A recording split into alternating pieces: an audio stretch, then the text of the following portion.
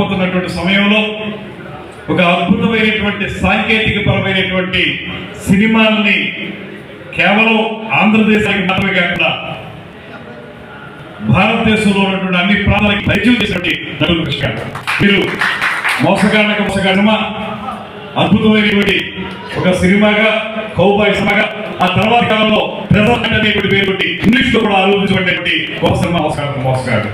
అదేవిధంగా పులి CinemaScope cinema Alluri Sitaramaraju ఎంత ప్రఖ్యాతిగా ఇచ్చిందో మనందరికీ తెలుసు. ఇవాటికి కూడా అల్లూరి సీతారామరాజు అనే పేరు వినబడితే కృష్ణ గారి రూపం మాత్రమే మనకు కనిపించగా ఆయన అద్భుతంగా పాత్ర పొందేటువంటి సందర్భం మనందరికీ తెలుసు.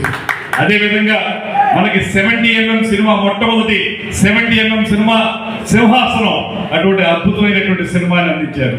ఈ రకంగా చూస్తే చాలా మంది హీరోలకి చాలా పేరు ఉండొచ్చు, కానీ తెలుగు సినిమాకి సాంకేతిక పరంగా ఇవాళ మనం చాలా పాన్ ఇండియా సినిమాలు అనేటువంటి మాట్లాడుతున్నాం. ఆ రోజుల్లోనే పాన్ ఇండియా సినిమా తయారు చేసినటువంటి కథానాయకుడు కృష్ణ గారు మాత్రమే అనేటువంటి మాట కూడా ఈ సందర్భంగా తెలియదు.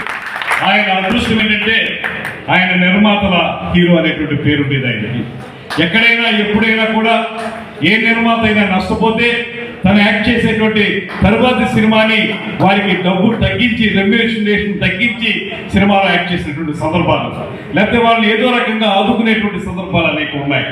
ఇవాళ ఆయనకి ఆ వంశాంకురం ఎవరైతే సూపర్ స్టార్ మహేష్ బాబు గారు, వారు కూడా కృష్ణ గారు తెచ్చుకున్నంత మంచి పేరు తెచ్చుకుని ఇవాళ అద్భుతమైన చిత్రాల్లో నటిస్తూ సహజత్వానికి దగ్గరగా ఉండేటువంటి పాత్రలు పోషిస్తూ ఘట్టమనేని కుటుంబాన్ని అలాగా పైన నిలబెట్టే విధంగా కృష్ణ గారి పేరు నిలబెట్టే విధంగా మహేష్ బాబు గారు కూడా ముందుకు వెళ్తున్నటువంటి సందర్భాన్ని మనందరం కూడా గమనించవచ్చు. ఇలాంటి ఒక అద్భుతమైన కుటుంబం నుంచి వచ్చినటువంటి వీటి కృష్ణ గారికి కానీ, అదేవిధంగా ఇప్పుడు మహేష్ బాబు గారు, అదేవిధంగా త్వరలో ఇంకా ఆ కుటుంబం నుంచి అనేక మంది హీరోలు వస్తారు. వారందరికీ కూడా శుభాభినందనలు తెలియజేస్తూ కృష్ణ గారి యొక్క ఒక ఎత్తు అయితే ఆయన యొక్క వ్యక్తిత్వం మరొక ఎత్తు. నేను చాలా సందర్భాల్లో గమనించాను.